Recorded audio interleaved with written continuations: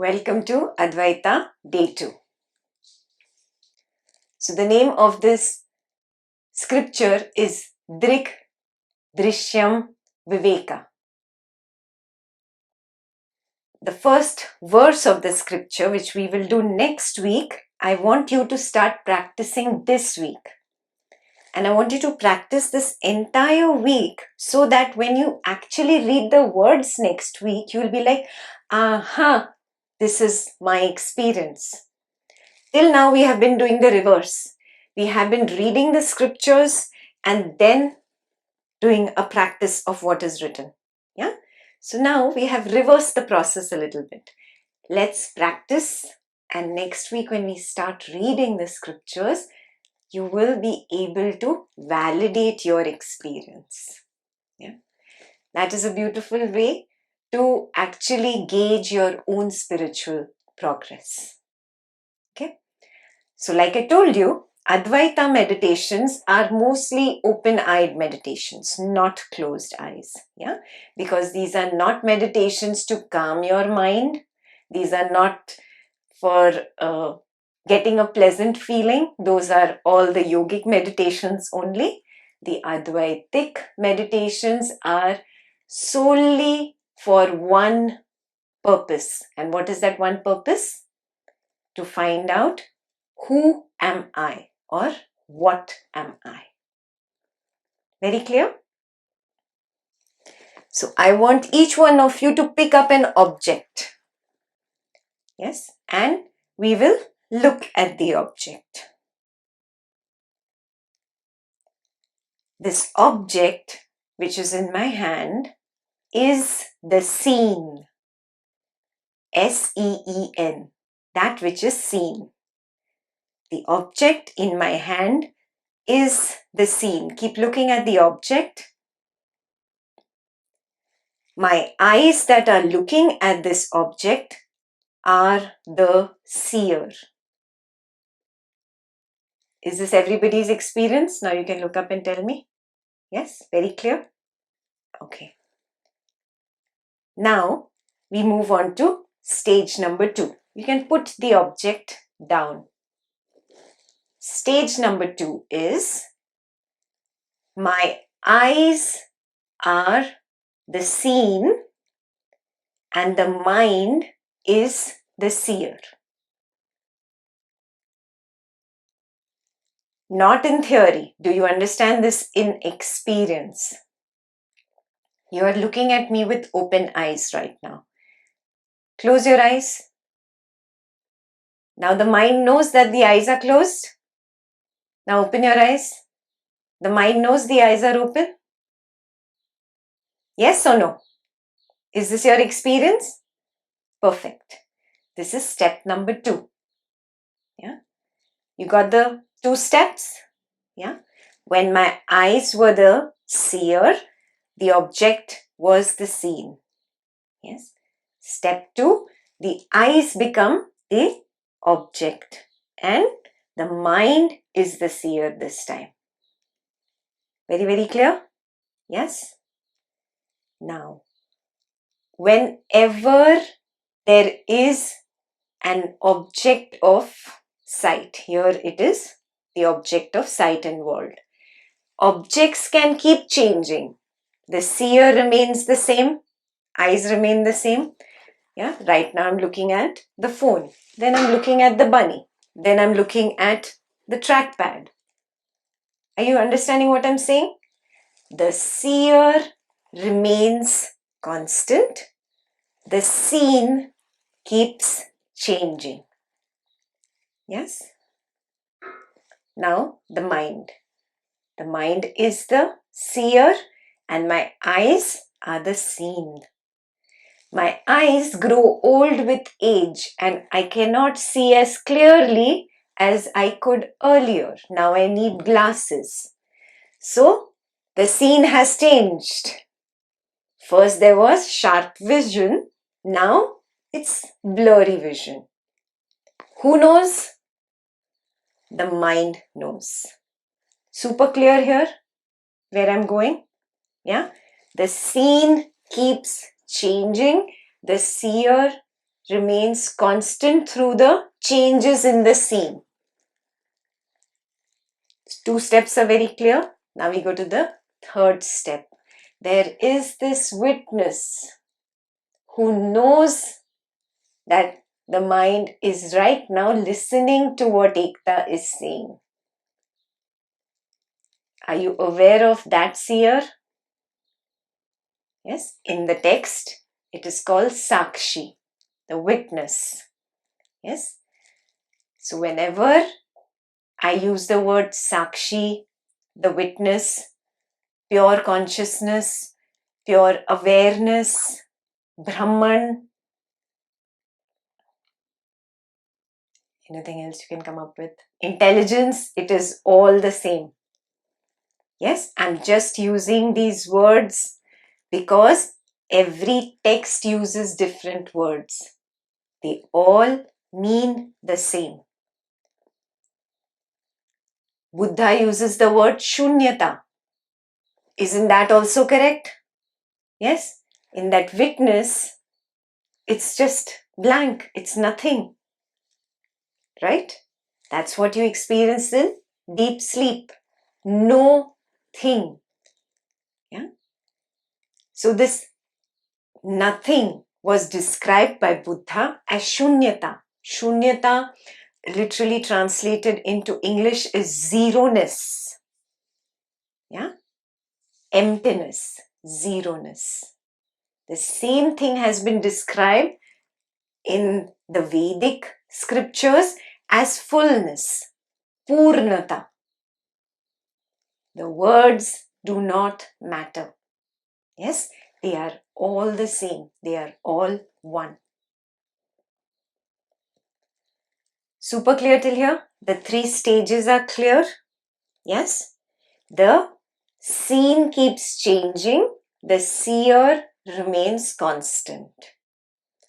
This is the process mentioned in the scripture to take the journey towards knowingness.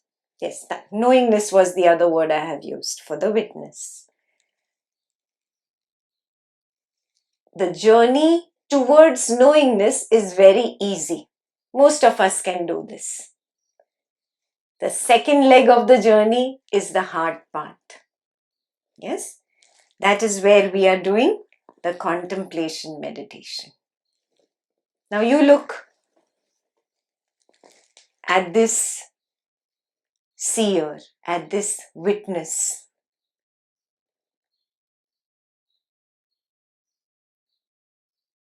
Are you aware of awareness? Yes. First, the awareness was aware of the phone or whatever object was in your hand. The awareness was then aware of the eyes opening and closing. Then the awareness was aware of the thoughts. Then the awareness becomes aware of itself. Yes. This is the beginning of the inward journey. Yeah. The second leg. Are you aware? Are you knowing what is happening?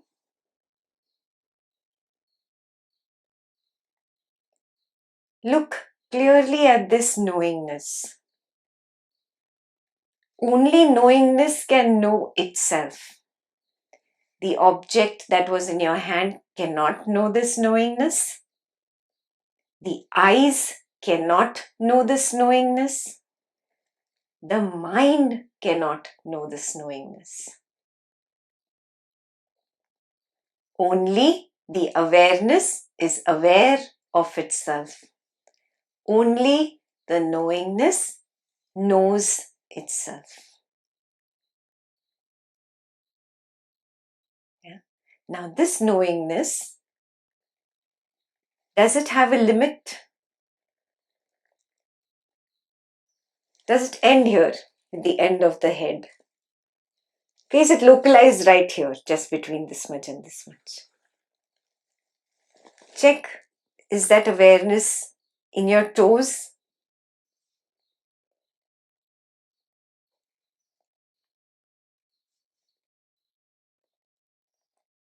Is it or is it not there? Is it there in the hands? Yeah. Is the awareness behind? Is the awareness in the front? Yeah. How far can you go with the awareness? Check. Make an attempt to do this with open eyes. If you close your eyes, you'll go to sleep or you'll start thinking. No point.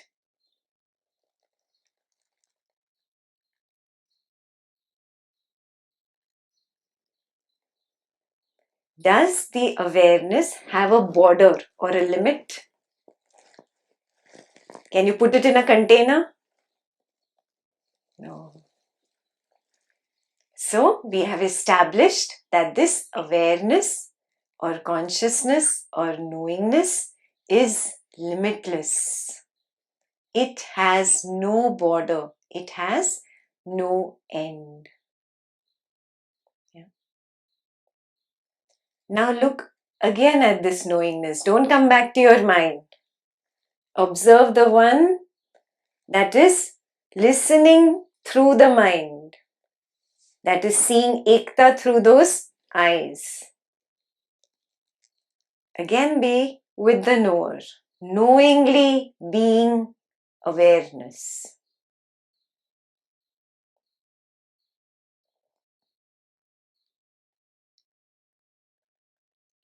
What is this made of?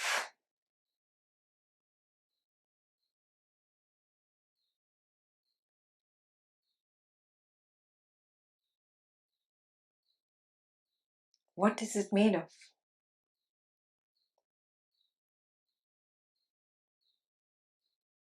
Nothing? Space?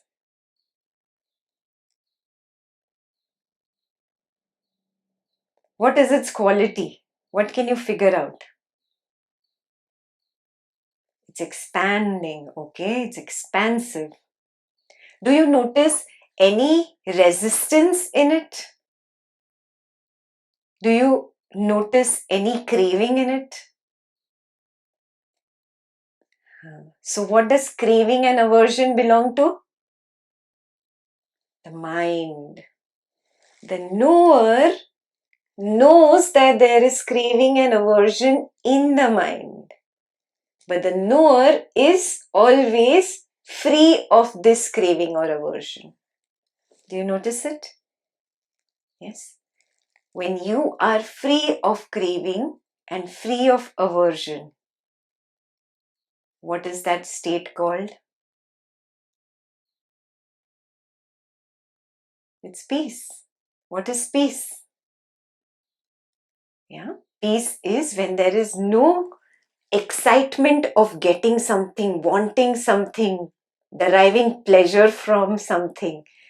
And there is no sadness, no depression, no graph going up, no graph going down.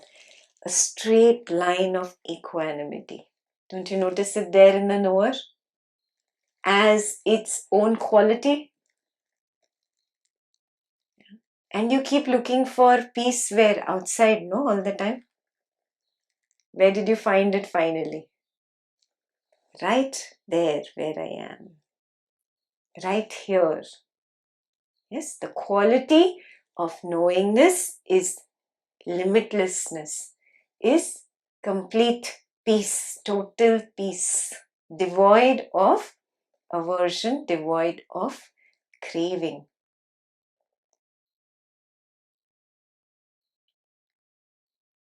Keep being with this knowingness. If you start making notes during meditation, are you in the knowingness? No, you've gone to the mind. You don't have to make notes during meditation. You can do it later. Just be in the knowingness.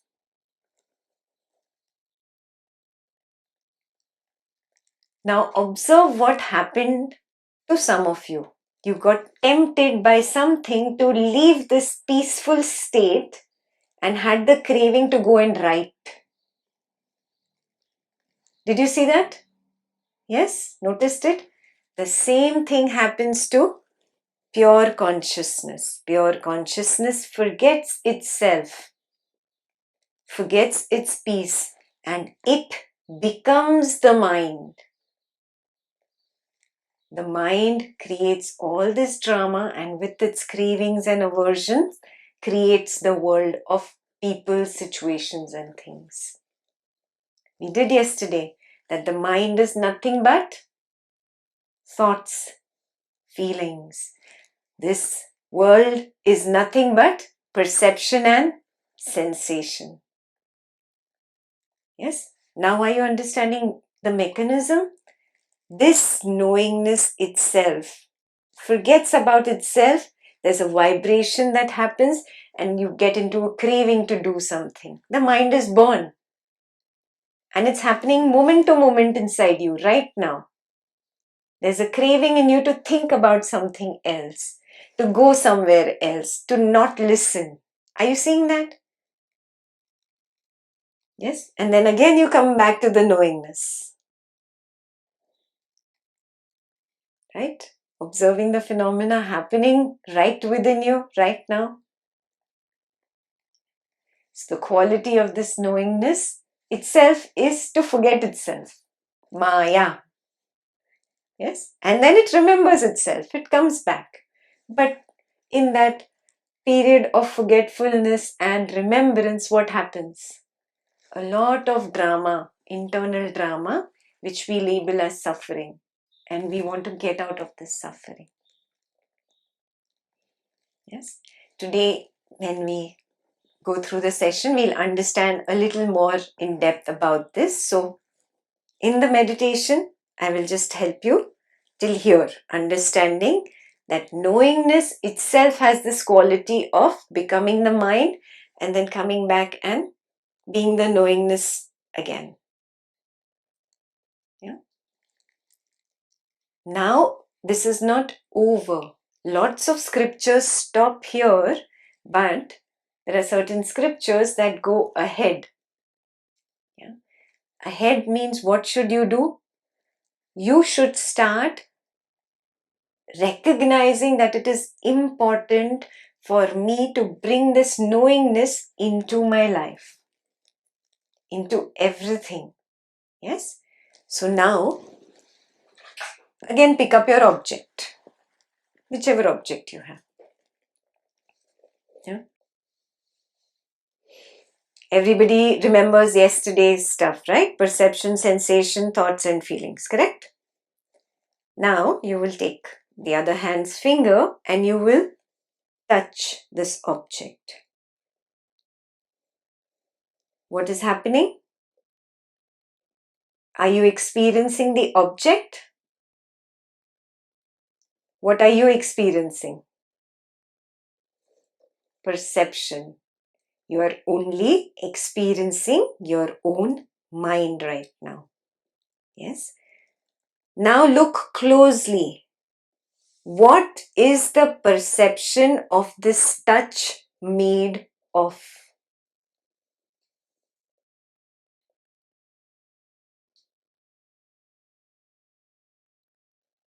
Is it made of the mind? Really look. Is knowingness different from perceiving? Can you separate knowingness and perception? You cannot. So, in the third leg of the meditation, knowingness is equal to perception. Yes, you are taking this knowingness into your life. If you are constantly aware, this is just perception. This is just sensation that is arising because of this perception. Is this sensation different from knowingness? Is knowing different than sensing? It's the same thing. Yeah? Now let's look at thought. Keep your object down. What is thought?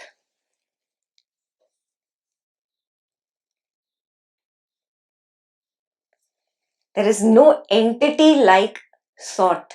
It is only an activity called thinking. Yeah, it is just a noun that we have created, but there is really no individual entity called one thought. It is just a stream of thinking. It is an activity of the mind. Is knowing different than thinking?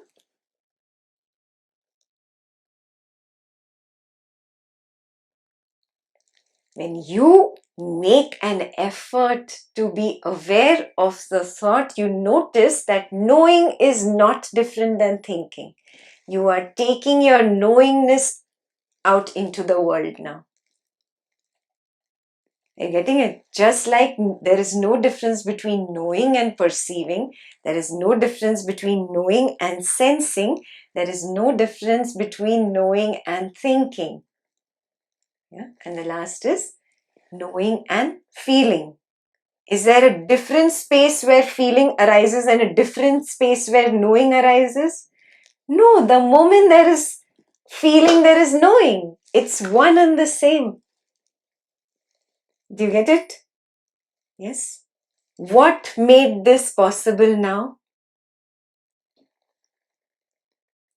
You're completely being in this knowingness made it possible right now. Got it? So now you take this knowingness into life. Whatever you do, at work, at home, with friends, recognize Jagat Mithya. This is an illusion the way I'm perceiving it. Other than seeing, there is nothing. And seeing means perceiving. Perceiving is knowing. The knowingness is what seeing is made up of. Knowingness is what hearing is made up of. Knowingness is what smelling is made up of. Knowingness is what tasting is made up of. And knowingness is what touching is made up of. So what does this do? It opens up an understanding in us that the moment we finished yesterday's part, it was just Jagat Mithya we got. What is the second part of that statement? Brahman Satyam. What is the meaning of Brahman Satyam? That this knowingness is the only truth. Understood? That means there is just knowingness itself vibrating and becoming thinking. Knowingness vibrating, becoming perception. Knowingness vibrates and becomes sensation. Everything is nothing but the same knowingness, the same consciousness, the same bliss. You still don't understand the word bliss? We'll keep it in the parking lot. Yeah?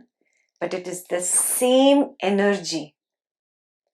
There is no separate entity like a thought. There is no separate entity like the mind. And soon you will come to the understanding there is no separate entity like the body. Yeah? There is just the Brahman, the pure consciousness or pure knowingness. Yeah? Whichever word you like to use. Is this clear so far? Everybody? This is contemplation meditation. You get it? We'll obviously go deeper and deeper as we move ahead. This was just one meditation I wanted to do with you so you understand what is the difference between a yogic meditation and an Advaitic contemplation meditation. Yeah? Making the effort to recognize who am I or what am I really. Yeah? That is Advaitic meditation.